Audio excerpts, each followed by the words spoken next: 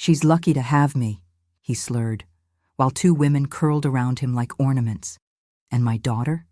Shivering outside in a blouse, locked out on Christmas Eve. Her hands were blue, her mascara streaked, but what shattered me wasn't the cold. It was her whisper. "It's fine, Mom. He just needed space." He locked her out to flirt, then blamed her for embarrassing him. And when I knocked, he laughed louder. What he didn't know was I'd been watching, and I wasn't just bringing cookies. I brought evidence, and the next time his glass clinked, it wouldn't be in a toast. You won't believe what I did next. New novel. My name is Ruth Whitmore, and I'm 75 years old. These days, I keep to my routines, dusting my husband Tom's photographs, baking for the church bazaar, and balancing my checkbook down to the penny. Widowhood taught me patience. Raising my daughter Anna taught me strength, and 30 years of bookkeeping taught me to track every detail.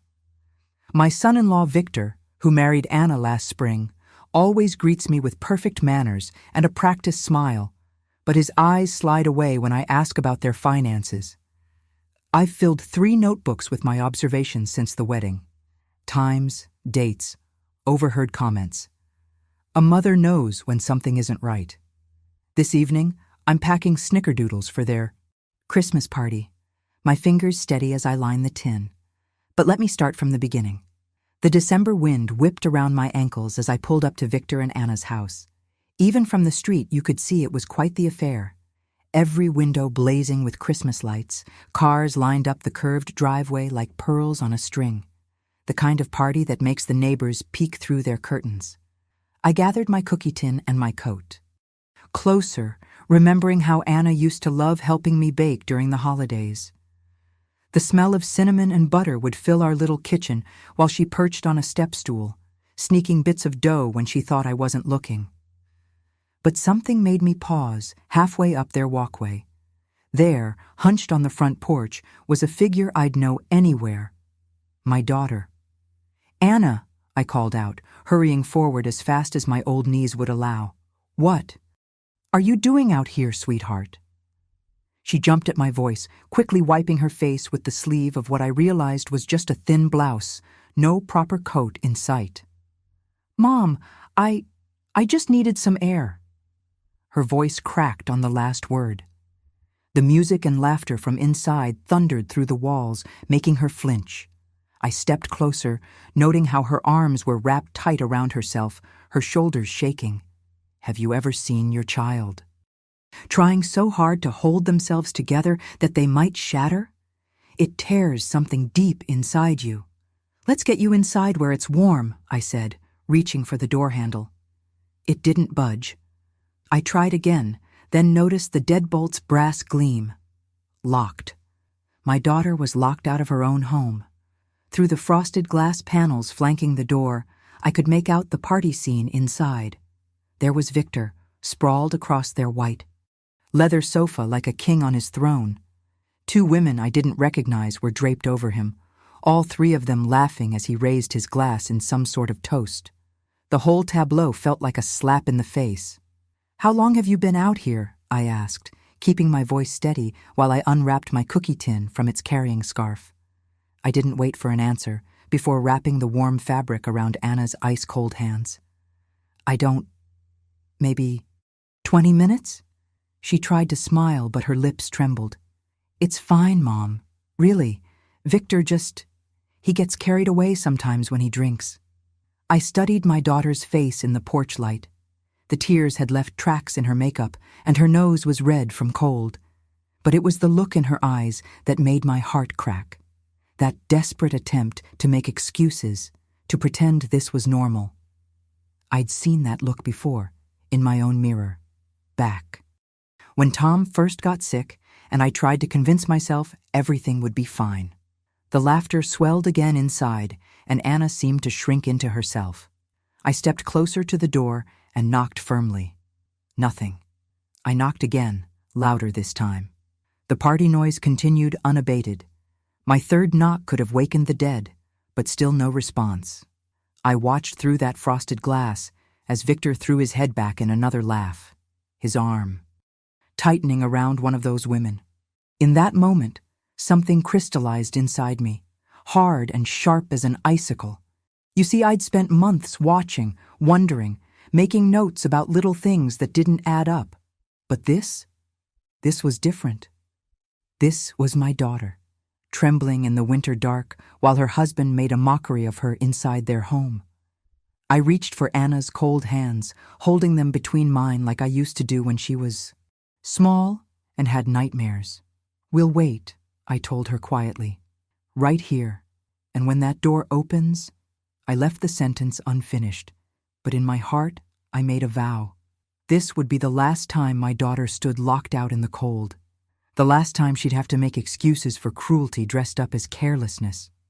The party sounds rolled on behind that locked door, but I stood my ground. Sometimes the most important battles start with simply refusing to move. The wind picked up, cutting straight through my wool coat. Anna's thin blouse might as well have been tissue paper against the cold. "Come on," I said, guiding her toward the side steps where the house blocked the worst of it.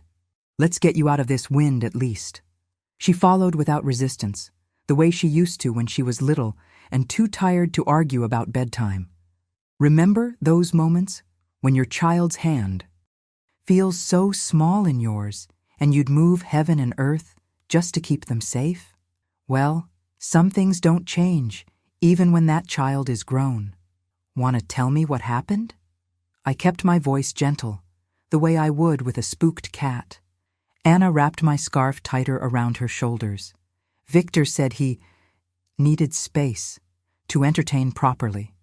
Her cheeks flushed dark in the dim light. I was being too clingy, he said, hovering, making his guests uncomfortable.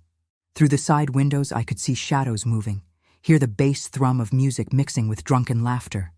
A woman's giggle cut through sharper than the rest, followed by what sounded like Victor's answering chuckle. Anna flinched. "We should go inside," I said firmly. "This is your home, too." "No."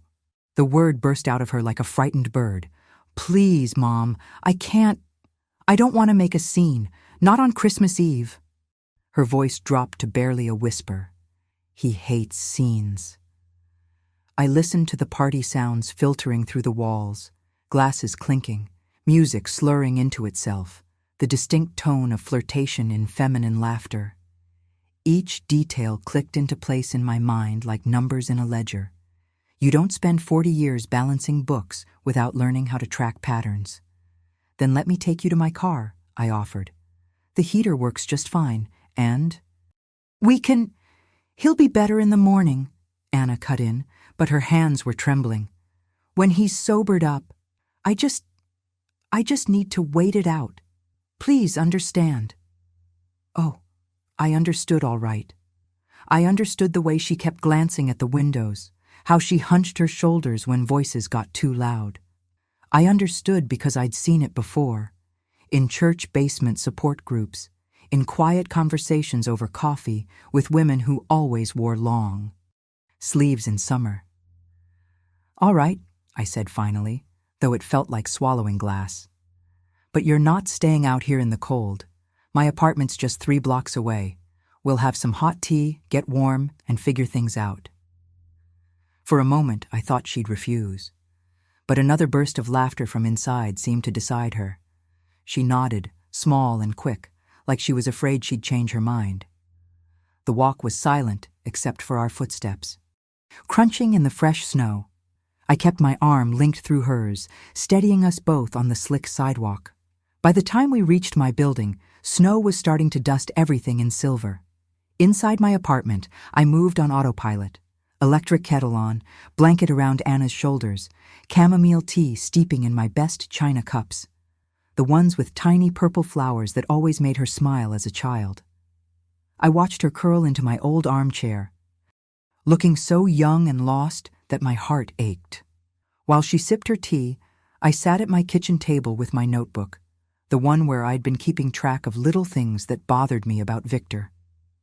Now I wrote 3 questions, my pen pressing hard enough to leave impressions on the next page. I set my alarm for 6 a.m., early enough to catch Victor before he could slip away or spin excuses. The confrontation would wait for morning light and clear heads. Sometimes patience is the sharpest weapon we have. Anna fell asleep eventually, wrapped in my softest blanket on the sofa. I turned off the last lamp and was about to head to bed myself when my phone lit up with a text. From Victor. 2 words glowed in the dark. Don't come back. The winter sun was just starting to paint the sky pink when Anna and I pulled up to her house. My old Buick's heater had barely kept up with the morning. Chill, but it wasn't the cold making my hands shake on the steering wheel. You don't have to do this, Mom, Anna whispered. She hadn't touched the coffee I'd brought her. Yes, I do. I checked my reflection in the rearview mirror, smoothed my silver hair, and straightened my coat. Looking put together matters when you're heading into battle. I'd learned that much from 40 years of parent-teacher conferences and bank loan meetings. The front walk had been shoveled, probably by the gardener Victor always bragged about. Remember how we used to clear our own snow, you and your father racing to see who could finish their side first? The memory caught in my throat like a sharp-edged snowflake. I pressed the doorbell firmly. Once, twice. On the 3rd ring, heavy footsteps approached. Victor filled the doorway in expensive loungewear, looking fresh as spring despite last night's party. His smile was all teeth, no warmth. Ruth, bit early for a social call, isn't it? We need to talk about last night. I kept my voice level, the way I did when balancing difficult accounts. About why my daughter was locked out of her own home on Christmas Eve. He leaned against the doorframe, casual as could be. Why don't you come in? We can discuss this like adults. His eyes slid past me to Anna. Privately. Anna stays. The words came out. Harder than I meant them to. Fine. He shrugged and gestured us both inside. The house still smelled of stale wine and perfume that wasn't Anna's, though I don't see what there is to discuss. Anna knows she gets emotional sometimes, needs space to cool down. I found her crying in the cold while you entertained other women. My carefully prepared questions felt like ashes in my mouth. She's lucky to have me. Victor's smirk made my fingers itch to slap it off his face. Do you know how many women would kill for this lifestyle? This house? The parties? The connections? Anna seemed to shrink beside me with each word. I reached for her hand, but she kept both arms wrapped tight around herself. The thing is, Ruth, Victor continued, sprawling in his leather armchair like a king on his throne. I take care of everything. The household accounts, under my oversight, for tax purposes. You understand. The car she drives? In my name, better insurance rates that way. Her phone? He pulled out his own sleek device. Part of my corporate plan. Very exclusive.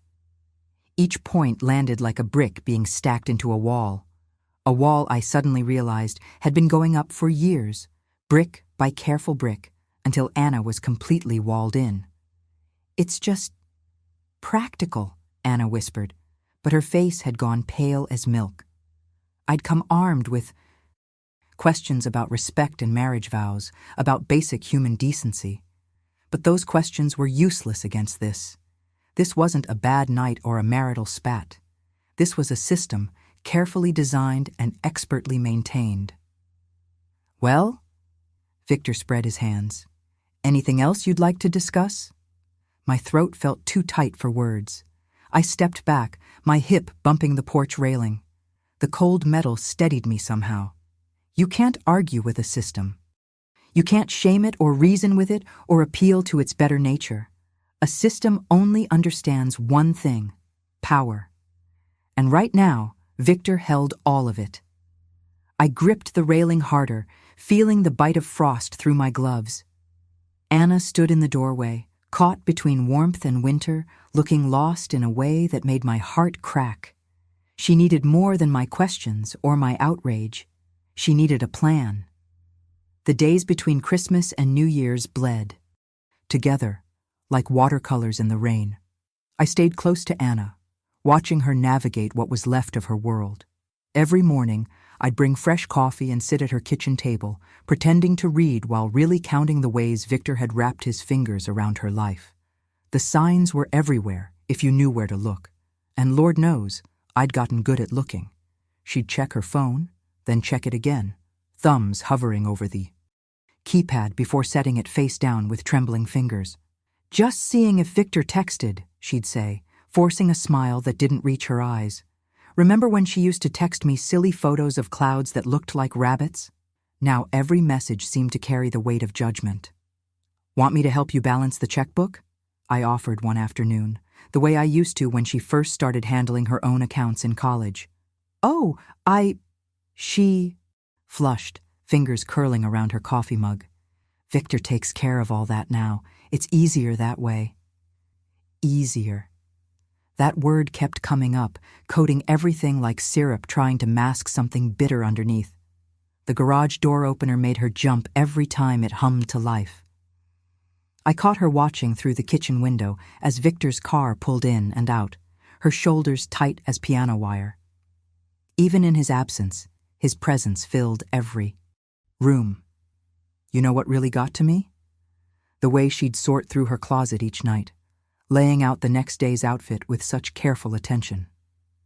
"Victor likes me to look professional," she'd explain, smoothing invisible wrinkles from designer blouses that somehow made her look smaller instead of more polished.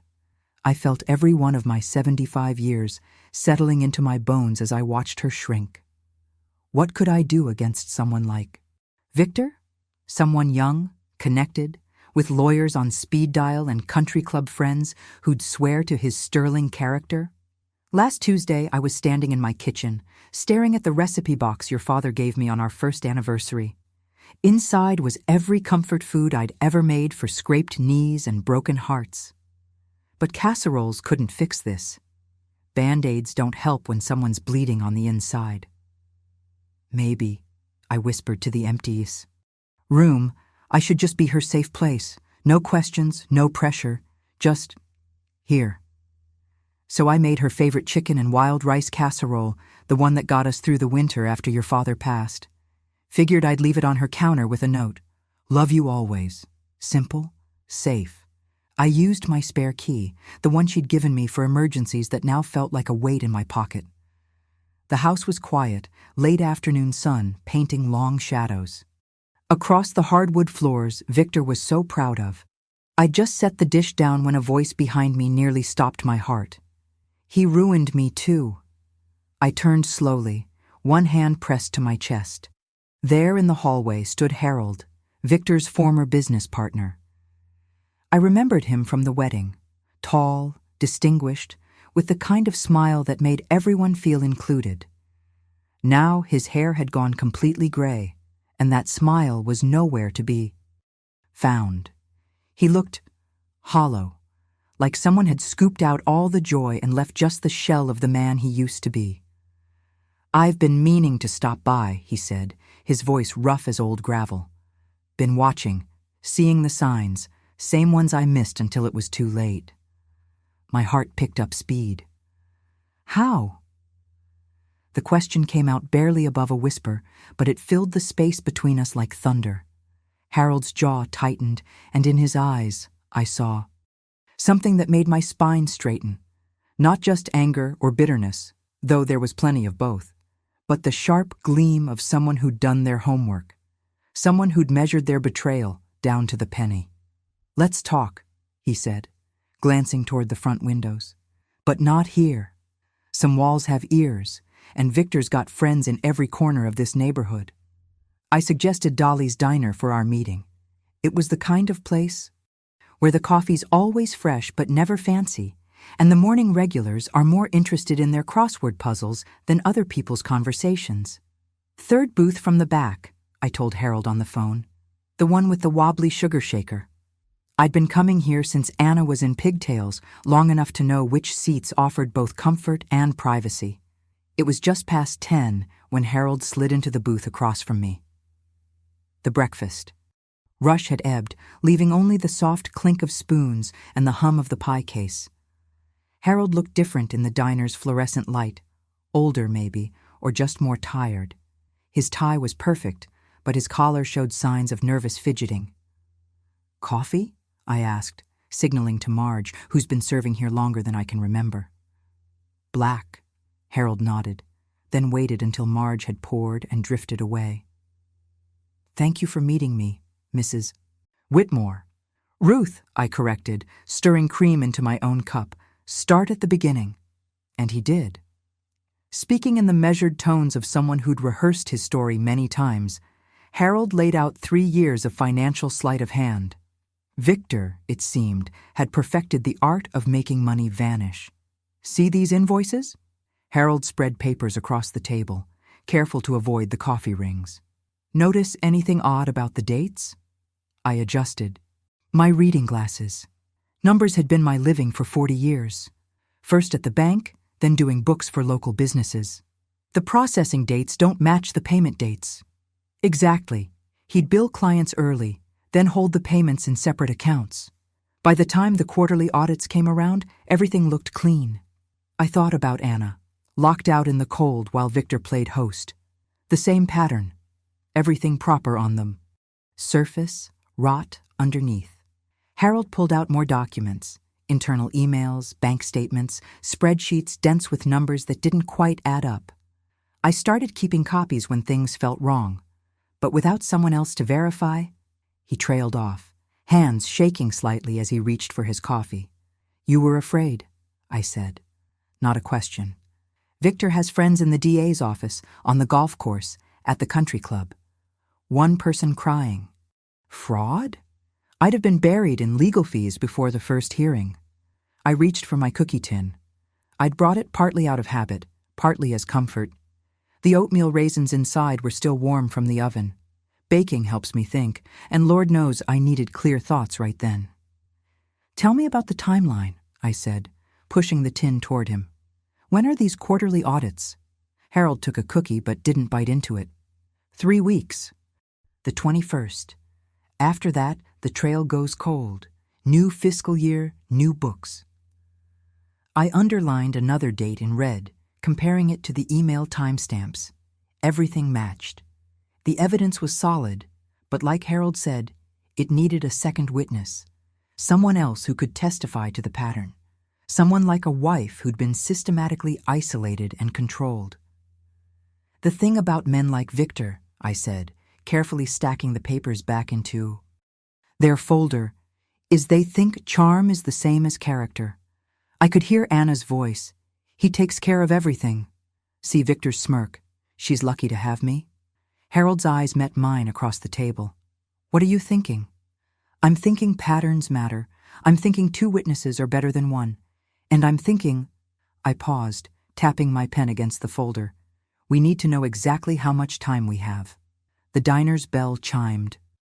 As new customers walked in, Harold glanced over his shoulder. A reflex, I noticed, born of looking over his shoulder too long. I pushed my untouched cookie his way. Sometimes the best conversations happen over shared sweets. My mother taught me that.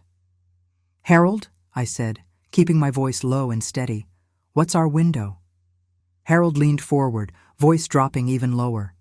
3 weeks. That's our window before the quarterly audit. After that, everything gets buried in year-end reporting. My hand tightened around my coffee cup. 3 weeks. The number hit me like ice water, and suddenly I was back in my bookkeeping days, watching deadlines march across my calendar like soldiers. "Tell me about Anna's exposure," I said, pulling a paper napkin from the dispenser. "How connected is she to these accounts?" "Victor's been careful." Harold's mouth twisted on the word. "He's listed her as a secondary signatory on most of the business accounts. Makes it look proper, husband and wife, you know. But if this breaks wrong, she could be implicated." I smoothed the napkin flat and pulled out my pen. Old habits die hard, and I've always thought better with a timeline in front of me. "Week 1, I murmured, drawing a neat line. "We verify every document, cross-reference dates, amounts, signatures." Another line. "Week 2, prepare. Disclosure packages." Final line. "Week 3, delivery and confirmation." Harold watched me sketch the timeline, nodding slowly. The bank statements are solid. I can get you copies of the transfer authorizations by tomorrow. I need names, I said, flipping the napkin over. Every investor Victor's been playing games with, and the bank officer handling these accounts. James Morton at First Regional, Harold said immediately. He's been home. There 12 years, knows his business. The investors. He pulled out his phone, scrolling through contacts. I've got 5 who've been asking questions. Thomas Chen's the biggest. He put in $2 million last spring. I wrote each name carefully, adding dates beside them. They matched the paper trail in the folder, another piece clicking into place. But my thoughts kept circling back to Anna, to the practical steps needed to keep her safe. While this played out, she'll need somewhere to stay, I said, more to myself than Harold. Somewhere Victor can't just walk in. My sister has a rental cottage, Harold offered. Private drive, good locks, it's furnished. I nodded, adding another note. We'll need to print her bank statements, credit reports, everything with her name on it. Store it somewhere secure. My pen moved steadily across the napkin. And she'll need a script for when people start calling. Something simple, professional. No accusations, no emotions. Harold raised an eyebrow. You're not planning to go public? The press would... No, I cut him off gently but firmly. Fireworks make good shows, Harold, but they burn out quick. We do this quiet. We do this clean. I thought of Anna's face on that cold porch, of Victor's smirk the next morning. We do this right. I tucked the napkin into the folder, aligning the edges precisely. Week 1, Step 1, verify documents. I could check that box now, with Harold's confirmation of the dates and names. But there was one more question weighing on me, one I needed answered before we moved forward. I stirred my coffee, watching the cream swirl, choosing my words carefully. Harold, I said finally, if Victor realizes what's happening, if he sees us moving these pieces, what will he do? The diners. Background chatter seemed to fade as Harold considered his answer. Even Marge, approaching with the coffee pot, must have sensed something in our posture because she diverted to another table. Harold's face hardened at my question. He'll burn everything. Records, hard drives, anything that links him to the transfers, and he'll make sure Anna takes the fall. I nodded, pulling out my reading glasses. Then we work backwards. Show me those vendor ledgers again. For the next 3 hours, Harold and I transformed that corner booth into a makeshift audit room. Years of bookkeeping had taught me that money always leaves traces, like breadcrumbs in a forest. You just need the patience to follow them. Look here, I said, tapping a column of figures. Same amount, different vendor names, paid out twice every month. I drew my ruler down the page, marking each duplicate. He's creating ghost. Companies to double bill investors. Harold whistled low. Thomas Chen's going to have a stroke when he sees this. That's why we need it crystal clear. I pulled out fresh paper and started drafting. No accounting jargon, just plain English. On these dates, this much money went to these places twice. The winter sun crept across our table while we worked. I wrote everything like I was explaining it to my church quilting circle. Simple, direct, impossible to misunderstand.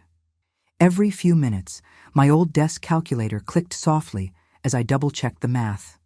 Remember those school projects where you had to show your work? That's what we were doing, except the stakes were my daughter's future. Mailing addresses, I murmured, pulling out my notebook.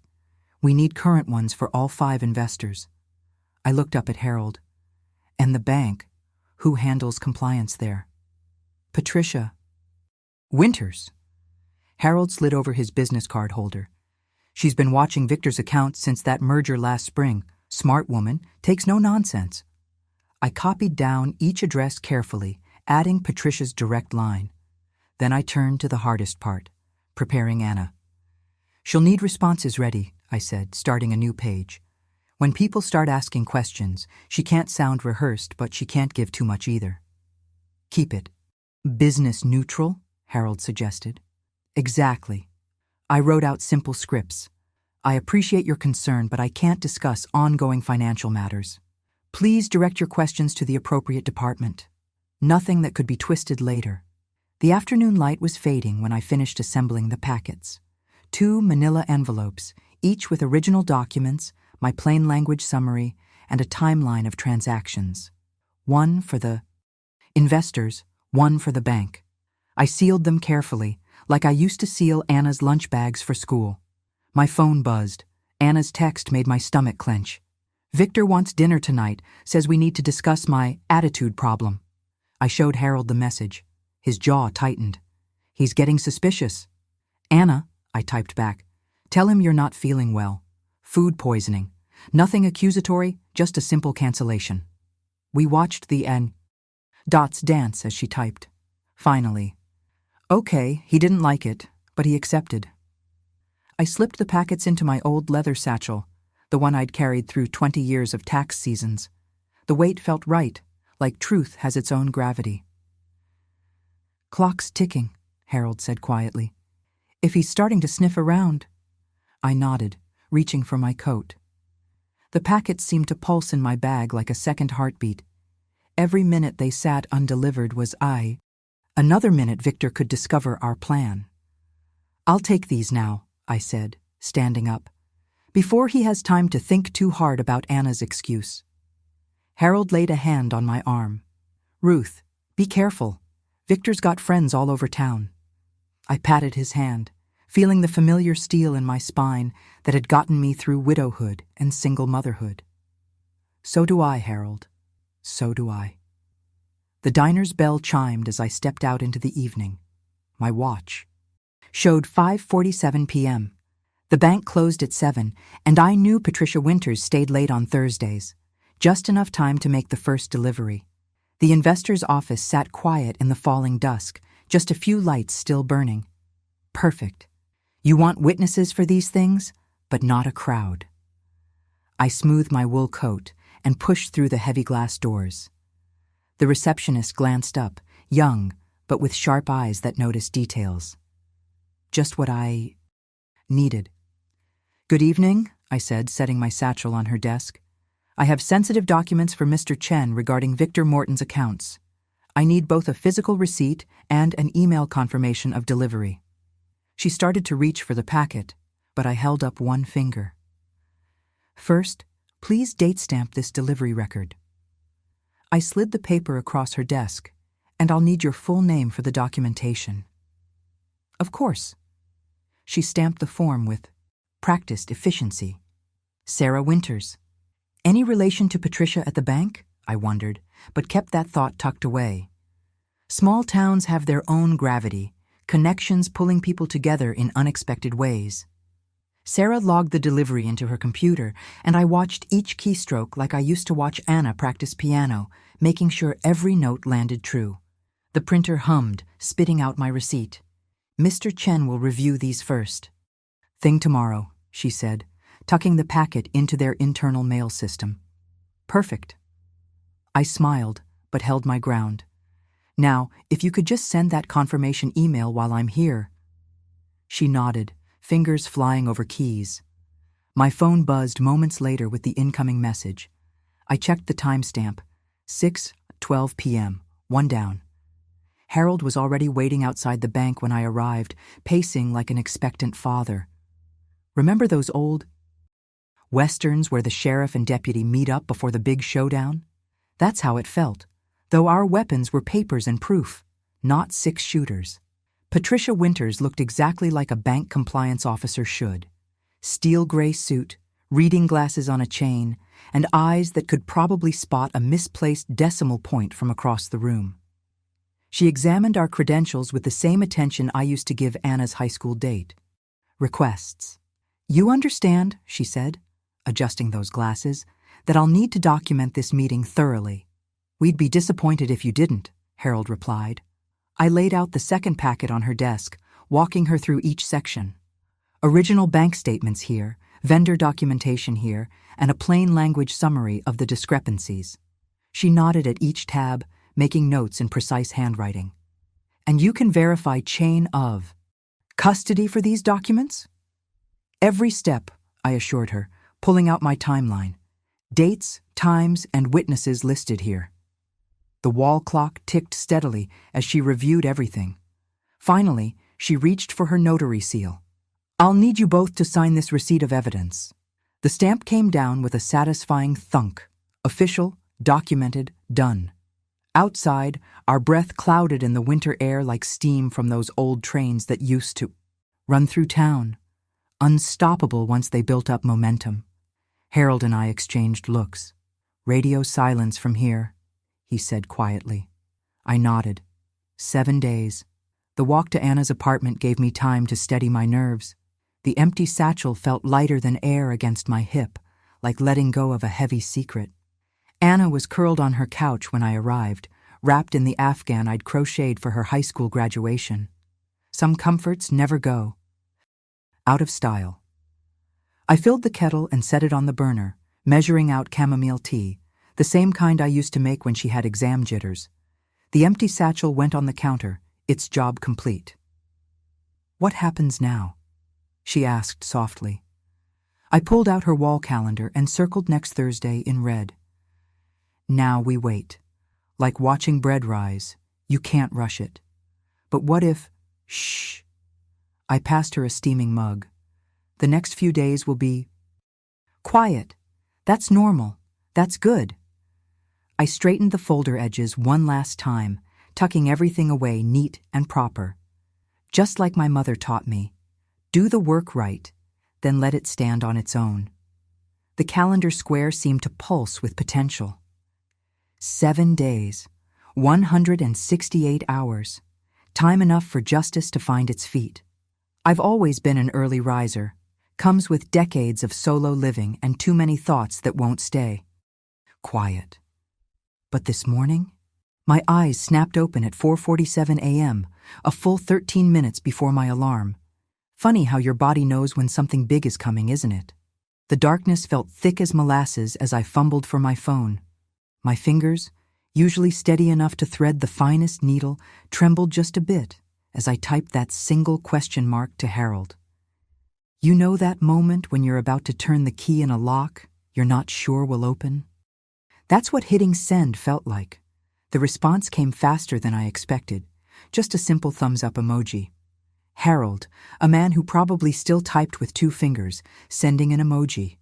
Well, desperate times make for strange signals, don't they? Anna was already up when I got to her apartment, perched on the edge of her couch like a bird ready to take flight. Neither of us had slept much, I could tell. The shadows under her eyes matched the ones I'd seen in my mirror. Coffee? I asked, heading straight for her kitchen. Some problems need to be faced on a full stomach and with caffeine coursing through your veins. Please. Her voice was barely a whisper. I measured the grounds with the same precision I'd used on those bank documents.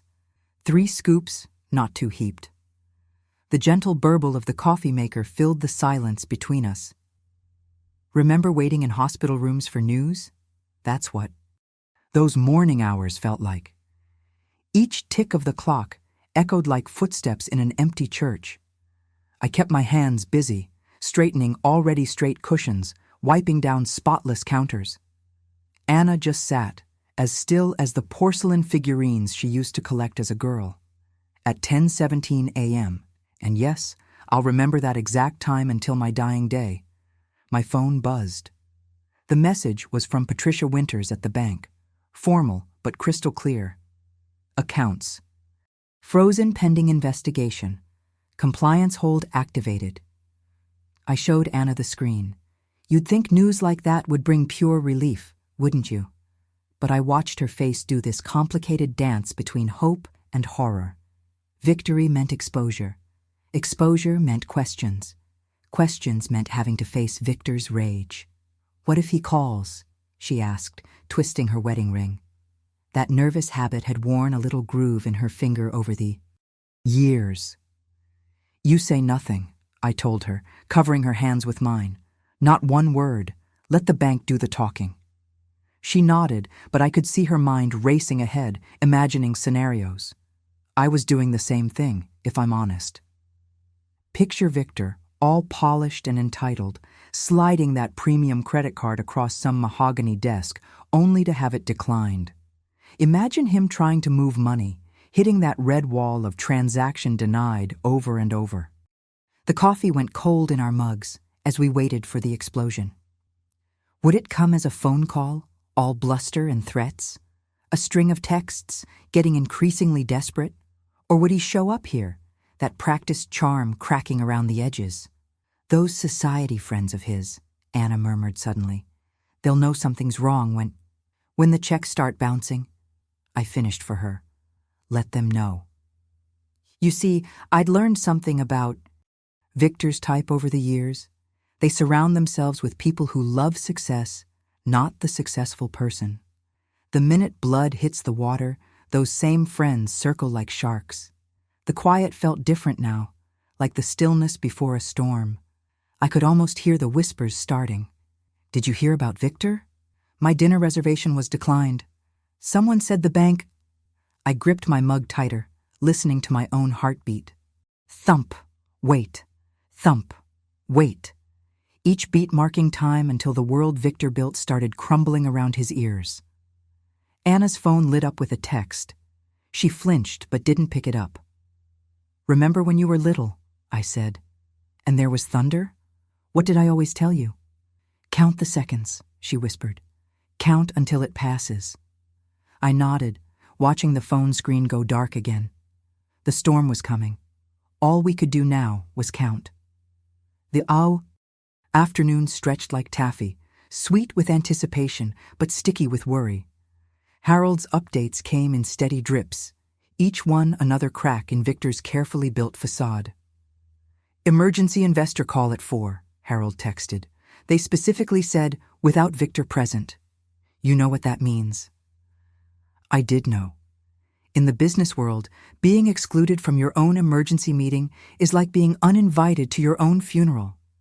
You're already dead, you just don't know it yet.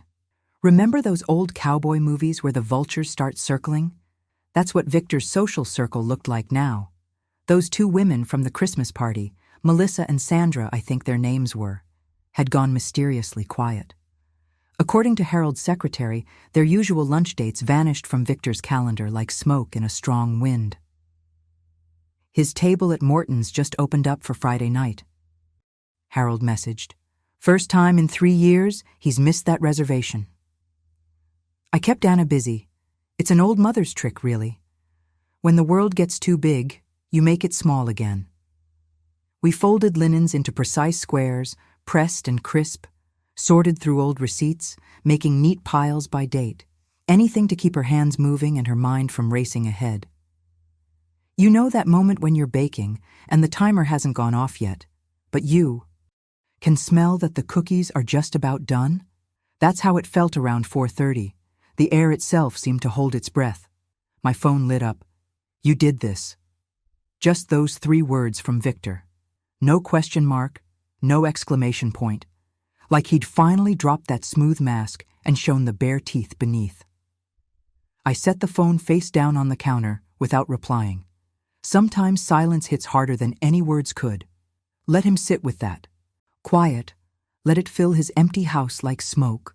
The winter sun was doing that thing it does in late afternoon, turning everything it touched to honey.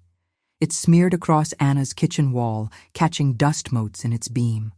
I watched that light and felt something old and cold finally start to thaw. Fear's a funny thing.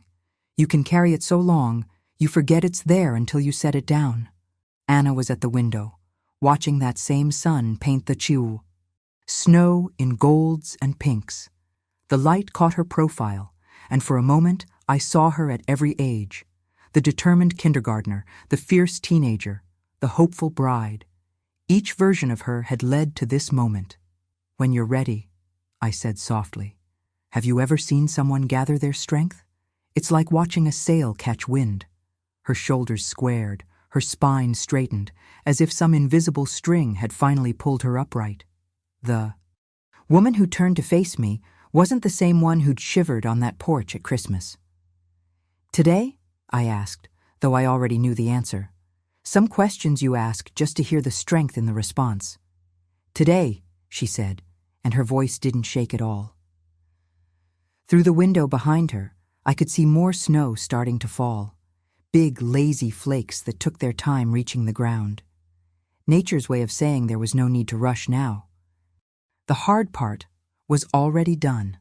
The avalanche was in motion, and Victor was about to learn what it felt like to be buried by his own choices. My phone buzzed again, probably Harold with more updates about the investor call. But I let it wait. Right now, this moment belonged to Anna. The rest would keep. She reached for her own phone, the one that had been so quiet all afternoon. "I need to call Jennifer," she said. Jennifer was her divorce attorney friend from college, the one she'd been too afraid to contact before. "She'll still be in her office." I nodded, watching her fingers hover over the keypad. Sometimes the shortest distance between 2 points isn't a straight line. It's a series of small, brave decisions strung together like beads on a string. The honey-gold sun kept sliding down the wall as Anna took that first step toward whatever came next. Jennifer's office was only 3 blocks from the courthouse, but I swear that drive felt longer than my whole marriage had been. You ever notice how time stretches like taffy when you're headed somewhere important? The courthouse steps were cleared of snow, but patches of ice still lurked in the shadows. I took Anna's elbow as we climbed. Some habits you don't break, no matter how old your children get. The metal detector beeped softly as we passed through, and the guard gave us that practiced, tired smile you see on folks who've watched too many stories walk through their doors. "4th floor," Jennifer had said. "Family court clerk's office closes at 4:30 sharp." It was just past 3, but I still felt that nervous flutter in my chest, like when you're running late to church and hoping they haven't started the first hymn. The elevator smelled of wool coats and winter air, and Anna's breathing matched the soft hum of our ascent. Remember those old department stores, the ones with polished wood counters that gleamed like honey? That's what the clerk's desk reminded me of, all dark grain and careful shine. The woman behind it had silver hair twisted up just like mine and reading glasses that caught the fluorescent light. "Filing for dissolution," Jennifer said, sliding the papers forward. "Professional words for a broken promise." I watched the clerk's stamp come down, thump, thump, thump, on each copy. Funny how something so heavy could sound so final, like a judge's gavel in those TV shows Anna used to watch. The sound echoed off the walls, bouncing back to us like little shots of courage. "Your copies," the clerk said, pushing them across that polished wood. Her fingers were gentle, like she knew each page carried more weight than just paper. Anna's hands didn't shake when she took them. That's when I knew for certain we'd done right. Fear leaves marks, you see, and her hands had trembled for weeks. But not now. Not here. The courthouse hallway felt warm after all those frigid rooms we'd sat in lately. Victor's study with its calculated chill, that frozen porch on Christmas Eve, the bank where we'd delivered proof of his betrayal. Amazing how walls can hold more than just heat or cold. "Let's go through it one more time," I said as we walked to the car. The late afternoon sun caught the frost on windshields, making them wink like conspirators. "What's first?" "Change all my passcodes," Anna recited, clutching the folder close. Not scared now, just careful.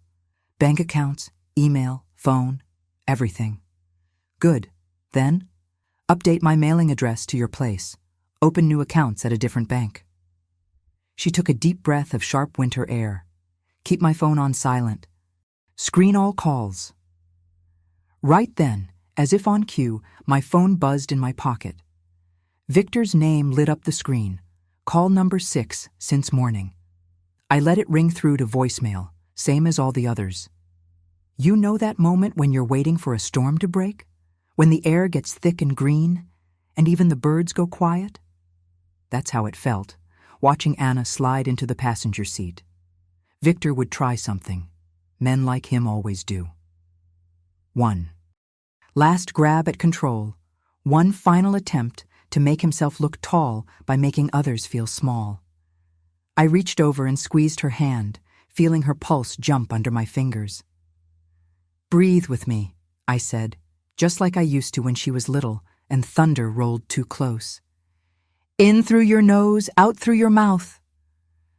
The sun was setting behind the courthouse, painting stripes of pink across snow the plows had pushed into neat berms. My phone buzzed again. Victor, still trying to fight the tide. Anna sat perfectly still beside me, her face calm as lake water. The folder with her divorce papers lay secure in her lap, no longer something to fear but a key to unlock her future. Through the windshield, I could see our breath making little clouds in the cold car. I turned the key, and the engine hummed to life.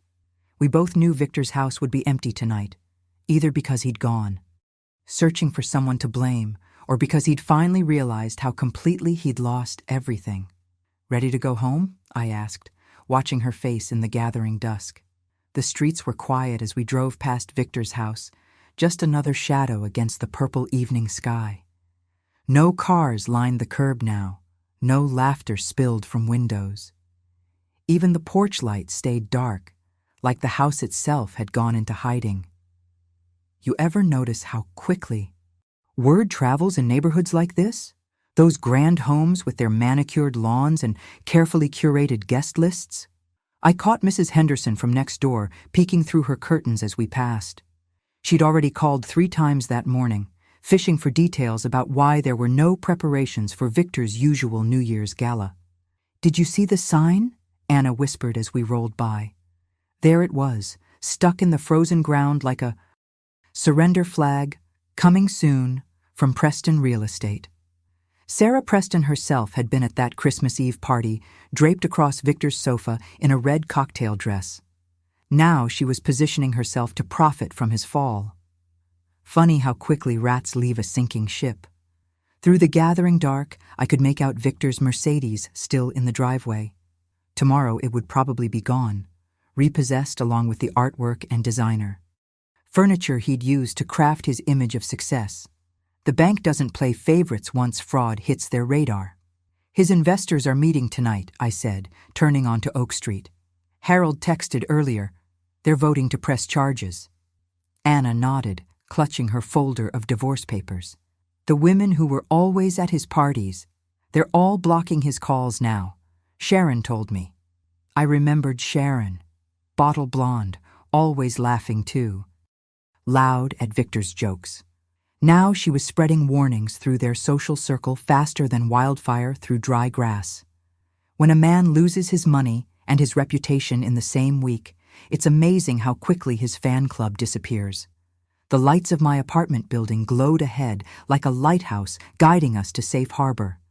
My old Buick knew the way, tires crunching over salted asphalt into my assigned spot. Home. Really home. I've lived in. The same third-floor walk-up for 20 years, ever since Anna started college. Nothing fancy, just warm walls and worn carpet that smells of furniture polish and whatever's baking in my oven. But it's mine, paid for with honest work and careful saving. No smoke and mirrors here. The moment we stepped inside, the scent of cinnamon wrapped around us like a hug. I'd left dough rising that morning, knowing we'd need something sweet to mark this day. Amazing how the simple things, yeast, flour, butter, can bring such comfort when the world turns upside down. Anna shed her coat, letting it pool on the armchair like she used to do as a teenager. The lamp by the window cast soft light across her face, and for the first time in months, I saw my daughter instead of Victor's wife. The shadows under her eyes were fading, her shoulders relaxed instead of braced for impact. I reached into my pocket and pulled out the spare key I'd had made that morning. Simple brass, nothing fancy, but it caught the lamplight like gold. Taking Anna's hand, I pressed it into her palm. "Remember this feeling," I said, watching her fingers close around it. "This is what freedom feels like." She stared at the key, this small token of independence that meant she never had to ask permission to come home again. No more locked doors, no more shivering on. Porches, no more measuring her worth against someone else's mood. A timer dinged in the kitchen, and Anna laughed, actually laughed, as I hurried to pull cookie sheets from the oven. The sound bounced off my walls like music, free and unafraid at last. Standing there in my kitchen, sliding warm cookies onto the cooling rack, I caught Anna's eye. She was still holding that key, turning it over and over like a worry stone. The moment stretched between us, sweet as cinnamon and strong as truth. "You know what real wealth is?" I asked, watching her trace the key's teeth with one finger. "It's not in bank accounts or fancy houses." Anna nodded, a smile touching her lips. "It's respect," she said softly. "Respect and love that doesn't come with locks."